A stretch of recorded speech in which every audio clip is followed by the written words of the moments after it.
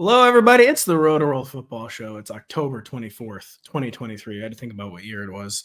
Denny, I'm Patrick Daugherty, joined by @CD_Carter13. We're going to break down Monday Night Football, where it's simple. It's Jover for Brock Purdy. Could be Jover for Alexander Mattison. Denny, we're going to talk about how high is too high for Jordan Addison. Then we're going to get into the news of the week, including the Bijan drama. How could we not? The Rams backfield, where they're just kind of like drawing names out of a hat. Yeah. Chris Olave struggling / driving 70 miles an hour on a 35. Seems kind of fast. Josh Palmer, Josh Downs, Jalin Hyatt. Denny, of course, puts Taysom Hill on the show sheet. Dalton Kincaid, Roschon Johnson, so on and so forth. Denny, though, right before the show, we were talking with producer Adam. The NBA is starting. It is. Are you dialed in? Or do you want to have any of the old man rants we were just having before the show started live on the air? I don't think anybody really wants to hear me rant about how none of this matters right now. Like, I mean, come on, it doesn't matter. Literally until March. Like, it doesn't, like, if you can keep your head above water, and by head above water, I mean like in the top 10 seeds in each conference by March, then you're fine. So the Lakers showed that last year. It's gonna matter if and when NBC gets the TV rights back, and then it will matter. I will say that at that point, it will matter a lot. Been reading in the press that we could get it back. Truly reading that in the press, not at all like nothing internally. You have to remember we are fantasy football writers, but reading in the press, we could get the NBA back. I'm gonna go the oldest man rant about the NBA. One you, me, and Adam didn't even touch on, and that is the uniforms. So, okay, whatever. You got to have the City Connect jerseys. You got to have the alternates or whatever. But a team gets a good alternate, at least let them keep them. Do you have to have an alternate? I don't know. In 2023, maybe you do. But it's one thing to have an alternate. It's another thing to every year have forced enforcement of new alternates. Oh, and that way you get like the Indiana Pacers with their uniform that looks like it was written in crayon. And man. It's so I don't even brutal. know who's playing. The Denver Nuggets have 19 jerseys. I have no idea when the Nuggets are playing. The only way I know is when DEN is at the bottom of the screen with the number next to it. That's the only way. That's the only way. The team should have an away jersey and a home jersey, and that's it, folks. Oh, they should have an alternate jersey too. I like alternate jerseys. But so one thing, it's not just to the jersey, it's when it's paired with a court. So now they have like all sorts of alternate courts. It's too much. It's absolutely crazy. And so I'll say this, a specific rant about the Denver Nuggets. No team in the history of North American sports has abandoned more good uniforms. Right. In the Denver, every time the Nuggets get a good uniform, someone at Nike is like, well, what if they were worse? And this has happened like 6 years in a row. I know. They've had like some truly amazing alternates that they just abandoned and moved on to now. They look awful. The jersey literally says 5280 on the front. They look awful. I watch my Washington Wizards, and sometimes I have no idea who they are. The only time I know who they are is when they're wearing their Bullets jersey. That's it. Denny, wait till you see the Wizards City Connector this year. It's actually one of the 2 or 3 worst uniforms ever slapped on an American athlete. Can't wait. First, Adam points out the Hawks one is bad. Nothing is as bad as the Pacers one, though. No, you got to look up this Pacers one. I will. I will say there's nothing more dystopian than the Brooklyn Nets jersey, just the regular jersey. Oh no, the regular jerseys, yes. The height of what some people would call refinement culture, like. What if it was so refined there was nothing there? There was nothing. I mean, it is like one of the most depressing things to watch the Nets on a visceral level because of the way they play, because of the court being so dark, and because of the jerseys being so dystopian. So dystopian. That includes their new City Connects, also absolutely abysmal. But all this talk about the NBA, I would be remiss if I did not mention that basketball season is here, but there's still time to squeeze in your fantasy drafts. I just had one last evening. Get the Rotoworld Basketball Draft Guide, which includes all the rankings, player outlooks, and projections you need to win your league. Go to NBCSports.com to get your draft guide now and use promo code preseason25 to save 25% off and receive a $10 Fanatics e-gift card. Didn't get Wemby in my draft. Where did he go? Where does he go? I think it was like the 4th round. And we had 24 total keepers. So I think in real drafts, he's going to like the 5th or 6th. All right. Well, I'm sure some people are reaching and doing it like in the second. I have a draft tonight. I'm going heavy on the Spurs because I read that they don't play any defense and they had the fastest pace in the league last year. So I'm all in. I pivoted to Ja Morant, so hopefully I'm still in the running when he's back after 25 games. And hopefully Ja Morant stops streaming on Instagram Live. It would be good. The Minnesota Vikings became the second straight team to, I'm just going to say it, expose the San Francisco 49ers. It is funny. I tweeted a few weeks ago about the 49ers. I'm taking a victory lap that they had played 3 straight games at home, which is uncommon at any time of the year. 2 of them were against really soft opponents. The third was the Cowboys. They were obliterating these teams. Everyone was like anointing the 49ers, the best team in the NFC. Not everyone, of course. But I was like, let's just hold our horses. They spent like an abnormal amount of the season at home. One of their road games was in LA, which is a home game for them. Like, I just want to see this team go on the road and get challenged a little bit. And they've gone on the road and not only gotten challenged, they've lost to 2 pretty mediocre teams, the Cleveland Browns and the Minnesota Vikings. Do we have any actual 49ers concerned? Do we have any Brock Purdy concern who kept getting away with it and the turnover-worthy throws or plays or whatever? But Geno Smith famously tweeted, not a real stat. And it might not be a real stat. But Brock Purdy kept popping in that metric, but kept not having the turnovers. He's had the turnovers the past 2 weeks. What is your concern level, if any, for the 49ers and Brock Purdy? Yeah, people tend not to like the Pro Football Focus turnover-worthy plays when it says that their quarterback is committing a lot of them. That's pretty much when they say, nope, that's not a real stat, because I don't like that stat. But yeah, Purdy has gotten away with it hugely during his entire time as the Niners quarterback. And I think I said to pat myself on the back a little bit, on the post-game show, on the Sunday night show, recap show, some would call it, after the Niners lost to Cleveland, I think I said that this is still a team that cannot play from behind, and that Kyle Shanahan still doesn't have a quarterback who can mount comebacks, and just like he had with Jimmy Garoppolo. So Purdy plays great from ahead. Okay. He's really good when the opposing defense doesn't know if they're going to run or pass the ball. That's when he's at his best. That's not saying much. When it comes time to actually have to drop back and score some points, things kind of go downhill for Brock Purdy. I was watching the film watchers were pointing out that his eyes drop to the ground immediately upon seeing pressure. He loses track of his reads. He makes rush throws. He doesn't really have like a missile arm to like force the ball between 2 or 3 defenders. And he still tries that. We saw that a couple times last night against the Vikings. So I do think he has to play from ahead in order to be good for fantasy. The good news is they will typically be playing from ahead. Trent Williams' absence, I'm sure, loomed large last evening. But so first off, I try to this is genuine. I really try to not be a victory lapper because it's unseemly and you're wrong like so much that there's no point in victory lapping when you're wrong so much in this business. The second the 49ers lose, I'm like, oh my God, let me find all my old tweets. Hold on. Let me find the articles where I've said, hold on, where's all my negative Shanny stuff I've written? Yeah. And I had found one last night. I tweeted this before the losing streak began. I tweeted October 9th, where I was talking about how their season just hadn't even really begun in my eyes.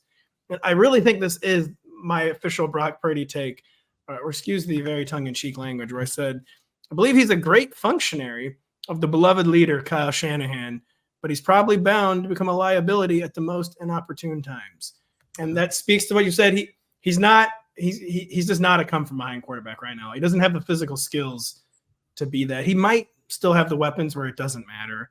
This team, of course, will stabilize. They're going to go like at least 11-6, 12-5. They're really maybe good. 13-4. But yeah, I think it's just the same old Shanny problem that he tried to solve. His scheme is extraordinary. He can get to Super Bowls with this scheme, but he knew he needed a player who could actually elevate the offense and not only be elevated. That's why he made the move for Trey Lance. Yeah. It didn't work whatsoever, but he's just like back on the same Jimmy Garoppolo hamster wheel that he cannot get off of. Yeah. And, I was looking at Purdy's numbers over the past 2 weeks, and obviously there's been some drop off in some categories. He's 24th in the league in completion rate over expected over those 2 weeks, which is a huge difference from, before that 2-game losing streak. He still has a pretty high success rate, still has like a middle of the road EPA per drop back. So, like he's doing the whole Shanny thing where he still is productive, but when you're inaccurate like that, that doesn't hold up when teams know you will have no choice but to drop back and pass. And that's the situation they found themselves in the second half last night. 2 real more big tests coming up too. They get the arrested coming off by Bengals team this Sunday at home. Yes. The Bengals, one of the best schemed defenses in the entire league. Then they have their bye and have to go on the road to Jacksonville. So I think it's one of those situations that we'll know a lot about this team after the next 2 games, more than we knew heading into week 6. The Bengals matchup is low-key a nightmare. It is. It could be like the Bengals could really get like the boulder rolling on like the public is back in on negative Purdy takes. Right now the general public's like, why do we all such haters? Can't just accept the fact that Brock Purdy's good. And everyone who pretends to be smart like us, like he's bad. And then we've just been wrong over and over and over again.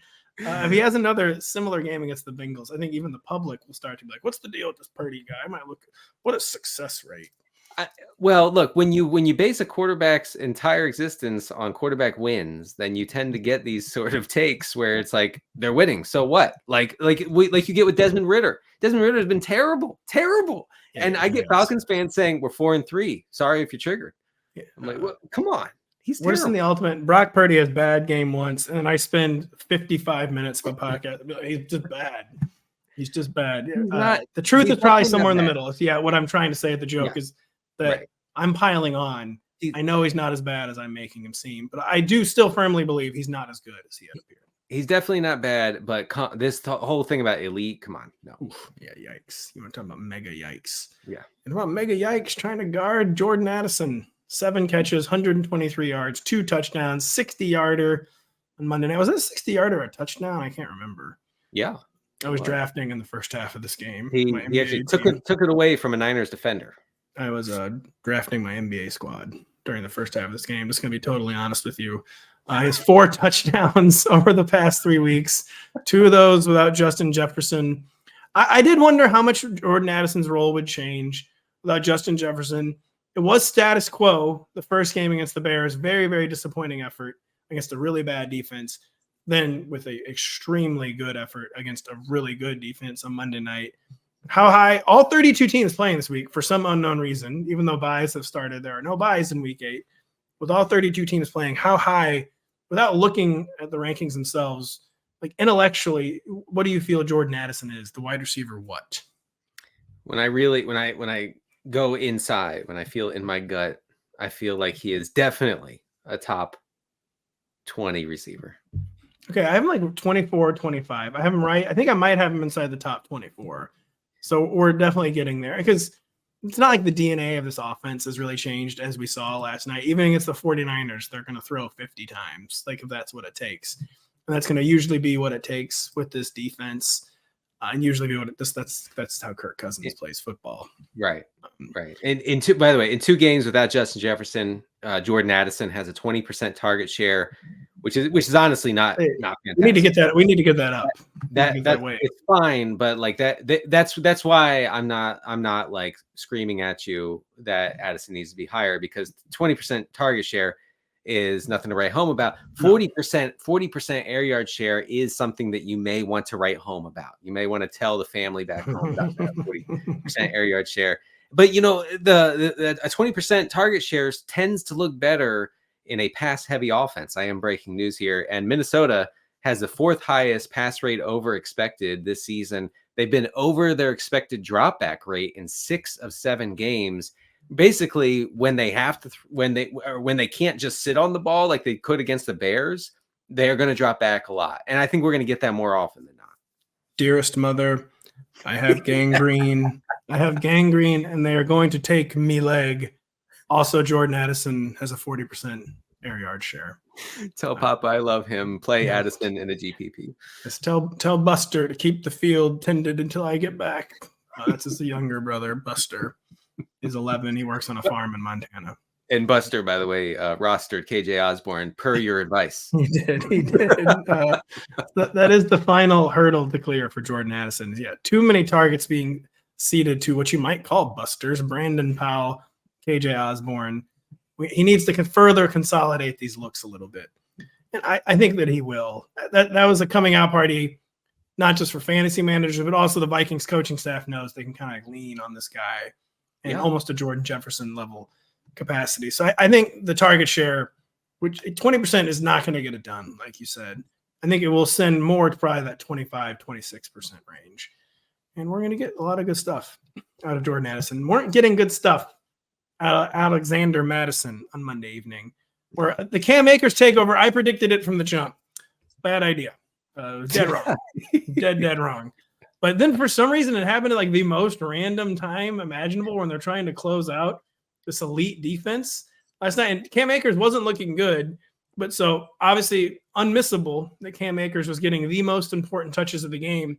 I frankly thought it was unmissable when Joe Buck said to Troy Aikman, he said, Troy, you kind of get the sense that Cam Akers might get a chance to take control of his backfield down the stretch, AKA in a coach's meeting, they said that. That's how they repurposed that kind of stuff.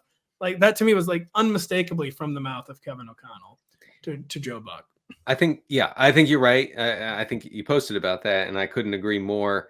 I will say that, Alexander Mattison started the game against the Niners, played 12 of the first 14 offensive snaps. From that point, Cam Akers saw more playing time and ended up with more rushing attempts. Mattison did get all the goal line snaps and all the 2-minute drill snaps. So he's not going like away. But Akers was more productive, like his underlying metrics, like nerdy rush yard over expected stuff. He was way better than Mattison. Honestly, it's hard. It would be hard for Akers to be worse than Mattison has been. So I do think that Akers could be on the verge of being the nominal lead back, but I'm not overexcited about either of these guys, especially because the Vikings are rarely going to be in a position where they can just establish it like you would want them to if you had Akers in a lead back role. So for all the reasons you just referenced, I am keeping Alexander Mattison slightly ahead of Cam Akers in the rankings this week, where he seems to have enough of an advantage in the high value touch department still, but also in a week where all 32 teams are playing, I don't have either one of them in the top 36. And maybe it's a bit of an overreaction, but when I did my initial run through the ranks, there were just too many guys where I was like, yeah, I'm playing this guy over Alexander Mattison. And the end, it's been the beginning of the end for Alexander Mattison, I think is what we witnessed on Monday night. Yes, I think that's right. Saying that though, like I'm not like breaking the fab bank for Akers. No. Hopefully someone you can sneak in with a $0 bid after a fab not bid. You get him for free. Probably should have stashed him last week, honestly. Well, I'm sure he's already over 50% rostered, by the way. Oh boy. Oh, not in my league. Twitter is going to come for our lives. I am scared. Well, he's an opposite, not in my league. No one's had Cam Akers. He's bad. Why would anyone in my league have Cam Akers? No, you're wrong, man. No, people will be like, no, I took him in the 8th. I'm going to look up really quick, actually. Cam Akers. Yeah, right. Here, just keep talking while I go to one of my leagues.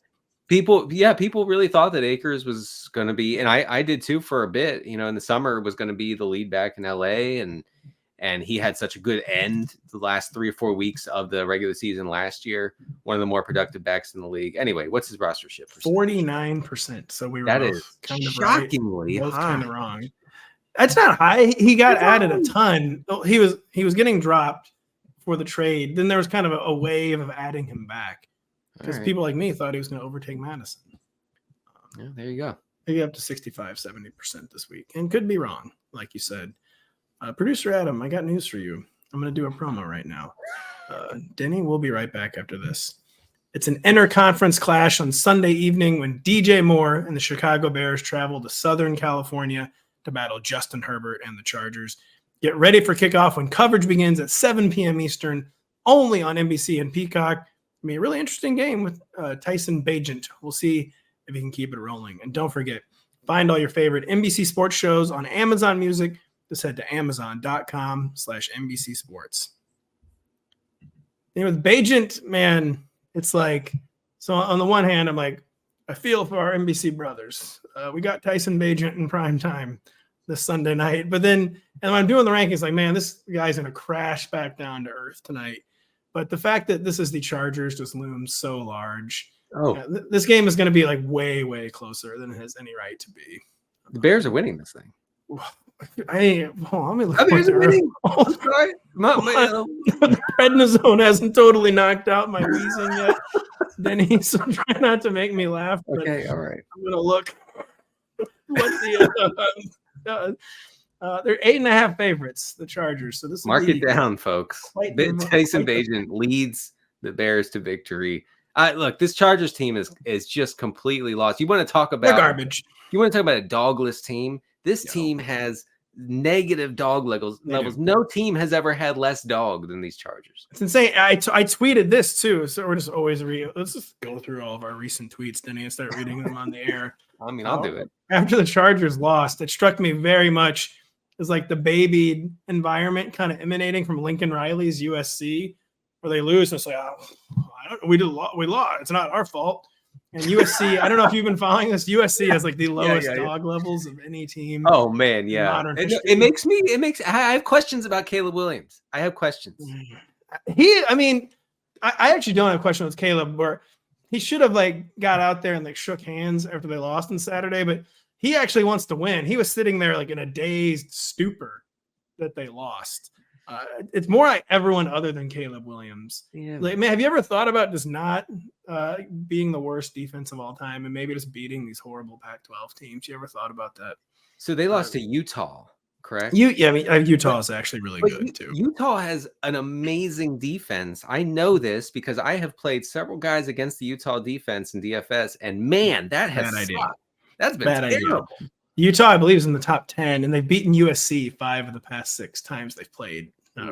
USC down extraordinary on that one. But anyways, the Chargers have big USC energy. Tune in Sunday night on NBC and Peacock. Denny, the news of Week 7 was Bijan Robinson being held touchless is what he should have been until he got one touch in the final minute of the game. And after the game, Arthur Smith was seriously like I don't know, he had a headache. Then he's like, "Oh, that's not believable enough. I'll get back to you tomorrow." That was quite literally what he did in his press conference. He said he'll get back to us tomorrow. Yeah, I don't think he even did. What do you think that was about? I really do not know. It can't be punishment either, because he got the most important carry of the entire game. That's what I was thinking. Okay, because sometimes guys like they don't show up for the pre-game meeting, or like they show up late or whatever the day before. But that wasn't the case. So I don't know. And then Bijan stuck by the headache story. I think it has to be the truth, but it's so bizarre.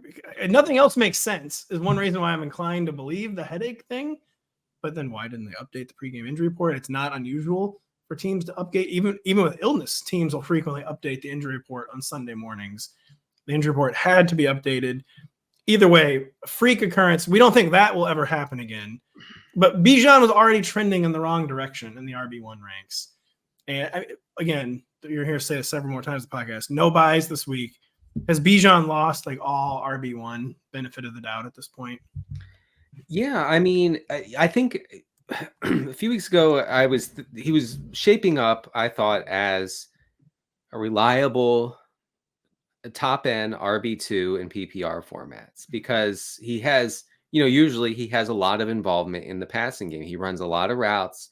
They use him in creative ways. He has a high targets per route run, but he's not seeing the valuable touches. If I could just real quick, just give you an idea, give the folks an idea of what I'm talking about. Bijan Robinson has 1 rushing attempt inside the 5. He has 2 attempts inside the 10 on the season. Cordarrelle Patterson, who has been inactive for most of the season, has more inside the 10 rushing attempts, and of course Tyler Algier leads the team in that category. So if you're not getting those at all, like if you are just completely out in that part of the field as a running back, that's going to be tough to get to the RB1 status. It's just a classic. I think this is almost like the situation that you see with Jamar Chase and like T. Higgins and Jalen Waddle and Tyreek Hill, blah, blah, blah. Thankfully, it's not really affecting Tyreek Hill or AJ Brown in Philadelphia. But when there's a good backup, there's just the coaches always think, well, I know he's not as good as a starter, but this guy is too good to not get touches. We have to get him touches, which is true. Like in a fair world, Tyler Algier would probably be a lead back, but I just really do think they're doing themselves such a disservice by adopting this mentality that they have a committee and that the whole offense would be so much better if they would just fully commit to Bijan. I don't even know where I'm going with this because we know it's not going to happen. It's not how Arthur Smith does offense anymore, apparently. But they're just doing it's like they're a victim of having a good player because Tyler Algier is a good player, but he's not Bijan Robinson. But they think that since he's good, they have to keep him involved, but they just don't. They have a player who is far better than him, and they're just doing it all wrong with Bijan Robinson. And I'm very sad. Yeah, the whole Bijan thing struck me as very wish-casty before the season, where people were saying, well, he's that good. Well, the thing is, he is that good, and a rational approach, but he really is that good. I have to hand it to Steve Sarkisian in the University of Texas. I hate to do this. He really is that good. I do stand by that. And I think a rational coaching staff would have admitted that he is that good. But he landed with the exact perfect storm coaching staff for that not to happen. Yeah, that's true. He is that good, Denny. I swear to God. All right. I mean, yeah, he makes cool cuts and stuff. Oh, stop this. You're talking about him like he's a USC player. All of it. Yeah, you know. He looks cool in the jersey. Look, he probably is good. He probably is good. I don't know if he's generational. I think he is. We're never gonna know. That's the good thing. We are never ever gonna know. Yeah, this is so great. You have a generational talent on your team, and you're just absolutely addicted to giving Tyler Algier 14 to 16. We're never gonna know because Arthur Smith is the coach for life. Just so everyone is aware. Yes.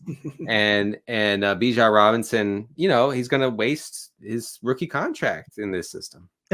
Someone tweeted at me recently. By the way, Arthur Smith is the coach for life. If they ever try to fire him, FedEx will just buy the team and install him. Daddy will install him as coach. Yeah, that's right. For life. But someone tweeted at me. He wasn't joking. He emphasized he was not joking. I totally agree. Arthur Smith isn't just making fantasy managers annoyed. He is ruining these guys' lives. He is ruining Drake London's life is being a high-end football player and trying to get paid while he's still young and in his prime. Same thing for Kyle Pitts. Same thing for Bijan Robinson. And he is ruining their lives by not using them the way that it's clear they should be used. That's absolutely He's messing with people's wallets. He's messing with people's lives. It's really messed up. It is really unfortunate because, as you know, I mean, the Bijan maybe has 5 years of pime, playing, running back play in him, maybe. So and he's going to lose that, and that's sad. That's sad for him. It's sad for football fans, and he's such a team first guy. You hear him talk; he's always talking about the team. He loves the team, rah rah, this that, but he's gonna be on the wrong side of this. He is. It's really, really unfortunate. And stay tuned for our next Arthur Smith rant. Quote, every time we podcast. Yeah. That's when I'm going to do it. Every single time we podcast, I will rant about this. Chris Olave, as I mentioned off the jump, driving quite fast in a residential zone. I would have to assume if it was 35 miles an hour. People were laughing. 70, as a dad, I'm like, dude, you cannot be driving 70 in a 35, man. I don't know what you're doing. I don't know what you're thinking. This is no laughing matter, even as I kind of laugh. That's too fast. It's too fast. You can't be doing it, but he's not going to get suspended. The NFL doesn't suspend for speeding infractions. He has been struggling, though. We have not had a 100-yard game since week 3 for Chris Olave. We have only 1 touchdown all year. We had a 12-yard effort, a 4-yard effort when Derek Carr was injured. The targets have been juiced way back up the past 2 weeks. 25 targets. 14 catches sounds nice. Then only 192 yards, 96 of that one, averaging under 10 yards per catch. So are we saying Chris Olave is struggling? And what is the near future outlook for Chris Olave, who started out basically as hot as any player in the league and has now not been that for over a month? Yeah, well, the air yards are still there, and that makes you feel good. In your heart and in your mind, it makes you feel great to know that Chris Olave is third among all receivers in air yards over the past 2 weeks. He's just piling them up. The receiving yards, please don't ask me about the receiving yards, okay? But air yards wise, it's great. You talk about the touchdowns. He leads the team in end zone targets with 7. So he has that going for him. What I'm saying is it actually does. The numbers do align so that I think we can count on him bouncing back in this offense. And I actually think we can kind of count on the Saints having to chase points this season and really drop back a lot. I mean, they dropped back 59 times against the Jaguars. Not going to get that every week. Could get something in that territory. And if Chris Olave is, maybe a little more engaged with the team, maybe more in it, in his head wise, who knows what he can do. Well, maybe he was too engaged when he was driving like too fast to get to a meeting. I think he was I think he was maybe thinking about Derek Carr while he was driving and just that's probably true. Got a little emotional. Yeah, little pedal to the metal. Kind of a double-edged sword the next 3 weeks, where 3 really good matchups for a wide receiver in the Colts, the Bears, and the Vikings. Okay. That's good. But the problem is I do think the Saints could get really conservative against these kind of shaky defenses, bad overall teams, or they might get to do the classic 35 rushes, dial back the dropbacks for Derek Carr. But he's been reascending, like you said, over the past 2 weeks, and now a really soft portion of the schedule is going to tell the story of Chris Olave's 2023, basically, these next 3 weeks. Keeping him in the high-end wide receiver 2 this week. Denny, have we seen enough to call this a breakout for Rashee Rice, where we haven't like a true ceiling game, but the floor is pretty much 4 or 5 catches for 40 or 50 yards. He's scoring every other week. I believe he had a season high in both snaps and routes against the Chargers. Have we seen the Rashee Rice breakout, or are we at least getting close? I mean, look, the route rate actually was really good here. He was at 3rd on the team in pass routes. I think it was about 70%, only behind Travis Kelce and Marquez Valdez-Scantling for some reason. Saw 6 targets, caught 5 for 60 yards. And our colleague Zach Kruger posted about Rashee Rice, and I'll read it to the folks because I excuse me, I found it a little bit. You know how to read? I do. Just learned last week. So among 55 receivers, according to Zach Kruger, with 30 plus targets this season, Rashee Rice ranks 3rd in yards after the catch per reception, 9th in targets per route run, and 10th in yards per route run. Okay, so really efficient. He was efficient before this, but he was only running 35% of the routes in this offense. That's called the Kadarius Toney role, though, where you're hyper efficient on like very limited snaps. Is there more than that here? Hopefully. Well, he finally saw the increase this past week. If that holds, I think that we can start him in 12-team leagues. If it doesn't, if it kind of fluctuates from week to week, depending on personnel or whatever, then we have another issue altogether. But it was a great sign, his week 7 usage. Really, really great. And he's been getting end zone targets since the beginning of the season. So there was building blocks there all year. And it seemed like the Chiefs, at the halfway point of the season, the Chiefs have to cut down this rotation at some point. It's been naturally kind of cut down by Justin Watson's injury. Now Mecole Hardman's there and playing. But you can't have a 6 or 7 man receiver rotation all year, though. It's got to be cut down at some point. And Rice only trails Travis Kelce in end zone targets. So that is like you were saying, like he can get there without having 100 yards. Let's say that does scan. Yeah, Dan, I didn't know you could read words. I thought you could only read spreadsheets. So what I do is I just put each word in a different cell in the spreadsheet. Oh, no. Yeah. Or I thought you say you just do all you zeros and ones. You don't actually read the English language, but you translated all of it into zeros and ones. I absorb it, yeah. But Denny, reading words, not just spreadsheets. Looking up. Josh Palmer, I don't know why I phrased the question this way. I put Josh Palmer versus Josh Downs as a wide receiver 3. Basically, both players are making wide receiver 3 pushes, especially Josh Palmer, in my opinion. At least 7 targets, at least 60 yards, all 4 games since Mike Williams' injury. That includes the game Mike Williams was injured. Targets are a little shakier for Josh Downs, but they've been on the increase with Gardner Minshew. He's doing something with them too. Just start talking about Josh Palmer and Josh Downs. And are they both wide receiver 3s? Yeah, the raw target numbers for Josh Downs are not exactly where you'd want them to be. 6, 8, and 6 over his past 3 games with Minshew under center. That's not not what you're looking for. Look, 6 targets. He has 125 yards and a touchdown because of a long reception last week against Which Cleveland. was kind of a broken play too, by the way. Right. So that, I think it is a little shakier than normal than you would like, I should say. Since Gardner Minshew took over for the Colts, Josh Downs has an 18% target share. That's second to Michael Pittman, who has a 23% target share. They both have been targeted on 22% of their routes. So I think that is telling in that Pittman is not like the clear cut like A1. I don't think quite yet. Maybe he will separate. I mean, Pittman had a big game too, and he dropped. He didn't drop a touchdown. Could have had a second touchdown. Almost made a miraculous catch, kind of behind his back. Downs. Yes, I originally when you were talking, I originally want to say no, wide receiver 2, but the more I talk it out, Pat, the more I realize you were right. It is PPR wise, he's a wide receiver 3. Yeah, I think you kind of got to just start with him in like that 30 to 36 range, maybe even outside the top 36. The receiver looked very deep with everyone back off bye this week. Where I was kind of shocked how deep it looked.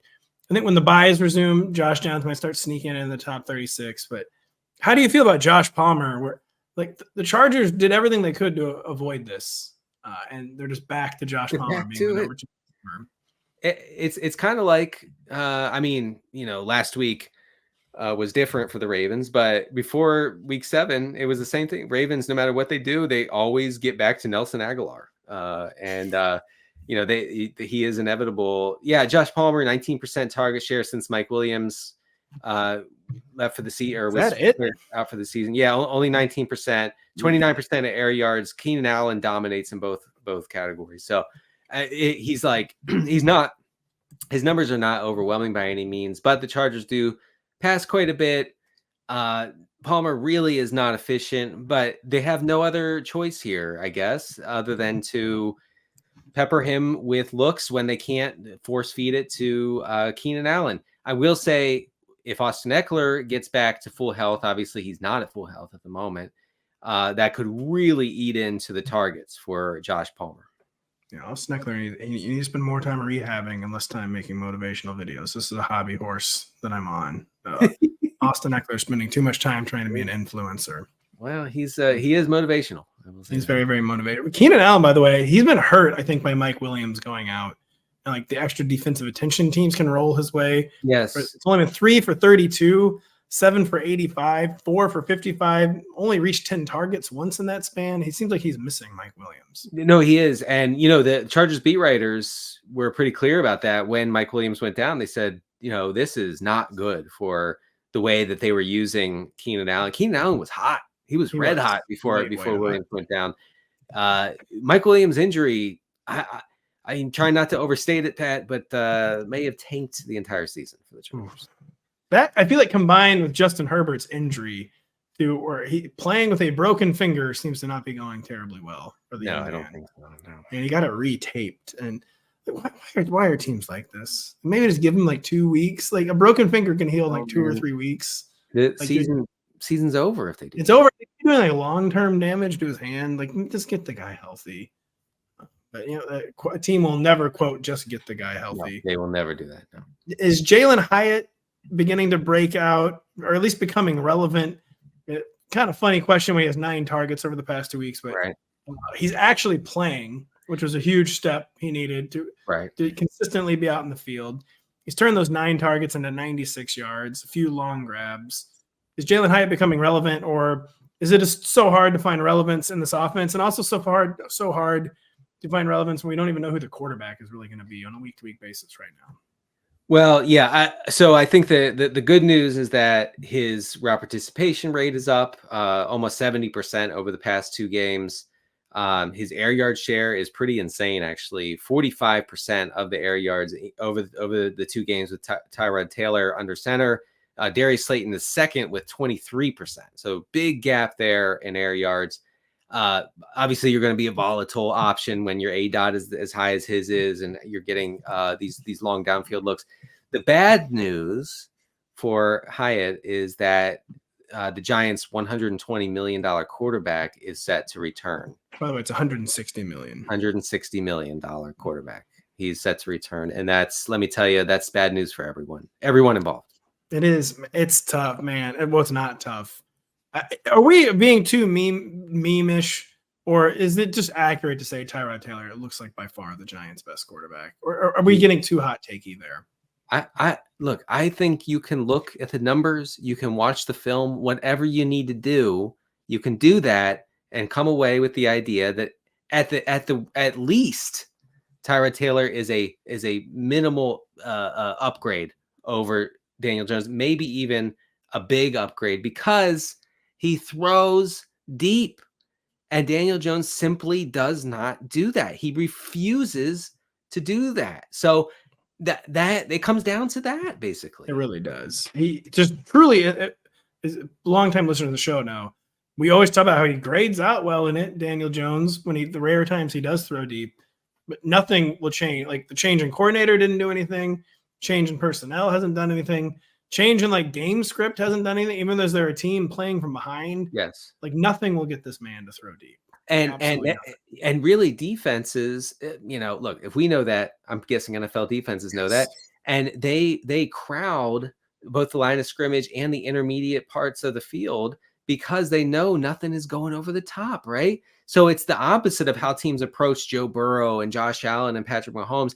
They crowd in and they just stop that intermediate stuff. And Daniel Jones doesn't respond with shots, okay? You don't even have to be great shots, but just something to tell the defense, hey, we can also try that with I don't know, one of the fastest receivers in the league in Jalin Hyatt. I don't think it happens. I think that Hyatt becomes not usable for fantasy when Daniel Jones comes back. Yeah, unfortunately, that does ring a little too true. Man, there's so many. They could take shots to Darius Slayton. You can even take shots to Darren Waller down the seam. Yeah. And yeah, when teams get to crowd the line of scrimmage, it makes your offensive line look even worse. It makes the whole offense look not very functional. Daniel Jones, save your life, save your career. Start throwing deep a little more often. You wanted to talk about Taysom. So you say Juwan Johnson's returning this week. Is this true? Oh, you want to talk about your guy, Taysom Hill, who been running a whole lot. And actually catching passes, I take it, Denny. I try to block out everything Taysom Hill related. But tell us about Taysom. Tell us about Juwan Johnson returning. That's unfortunate because I think Taysom Hill is the most fun thing about fantasy. But if you hate fun, he is, yeah. You know what? You're right. Actually, I absolutely love when number 3 quarterbacks get listed as tight ends for some reason, and then go out there and the defense like, oh, it's not a pass, and immediately stop him. I love it. All right, absolutely. Listen. All right, here's the lowdown on Taysom Hill, and I don't take any pleasure as someone who has Taysom Hill on every team in saying this. Over the past 2 weeks, only 2 tight ends have more pass routes overall than Taysom Hill. He's caught 11 of 13 targets. Sorry if you're triggered, Pat. I am. It is. But I really appreciate you saying sorry. Now, something that I kind of forgot about was that Juwan Johnson is on the team, and Juwan Johnson has been out the past 2 weeks. He hurt his calf in pregame warmups 3 weeks ago. He's expected, per Dennis Allen, to come back this week against the Colts. I'm not saying that Juwan Johnson is fantasy relevant because he absolutely is not, but he destroys the whole Taysom expanded route running package thing we have going. So it destroys Taysom's package. It does. It does, and that's tough. That's tough for Taysom. It's tough for those of us who have come to rely on that. So come to rely on Taysom's package on that. That's right. And the expansion of it, but before Juwan Johnson was out, Taysom Hill was only running a route on 25% of the Saints dropbacks. He's still going to, maybe get those goal line touches. That's fun. But this whole thing where he's getting 7-8 targets a game, that's not happening when Juwan Johnson is back. Yeah, that actually is really bad and not fun because Taysom, you got to hand it to him. It is annoying sometimes, but I do like it. When they actually commit to it, it's the most annoying when it's like 3 or 4 touches a game and the defense gets on the walkie-talkie and you're like, yeah, that's the tee off on the line of scrimmage and easily stop this play. And then they do. And it's a little different when he's out there like 20 or 25 snaps. Yeah. And there's some actual variety to his usage, which there has been the past 2 weeks. Why do teams make such horrible decisions? Like, why are the Saints clearly going to be like, well, whatever, just go back to the normal Juwan Johnson role. Oh, I see what you're And saying. don't use the Taysom role. Right. Just why are teams like this? So yeah, that's the inconvenient part, is that Taysom Hill is really good at this. Like, he's a really good pass catcher. He's really fast. Like, he makes things happen after the catch. Even his teammates were saying that after the game against the Jaguars. So, and Juwan Johnson doesn't do any of that. He's big. No. He's a big guy, but he doesn't do any of that. He ain't reading all that. No, and he does nothing above average at all. And so Taysom Hill rightfully should maintain this role where he's running 60 to 80% of the routes, and he's part of the passing game, like the third option in the passing game. This has been good, I think, for the Saints, and it's not going to happen. And I'm upset. My fantasy teams are quite upset. You are very upset. But you even allowed us to put it in the paper that you were upset. Then Dawson Knox is undergoing wrist surgery a few days after Dalton Kincaid had a new career day. I mean, six or 7 games or whatever into his career, but 8 catches, only 8 targets, 75 yards, still did not find the end zone.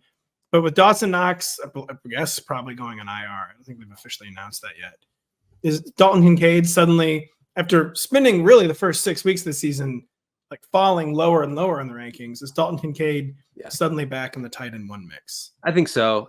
Borderline. He's going to be in the regression files. I actually don't know which section I'm going to put him in yet, because the thing is, look, yes, we have everything going for us as far as like Knox being out, maybe his routes and targets filtering to Kincaid a little bit, but Kincaid was targeted on 30% of his routes against New England this past week. That's a lot. That's a ton for anybody, especially a tight end, especially a guy who had been targeted on only 14% of his targets before that. So I don't think that holds up.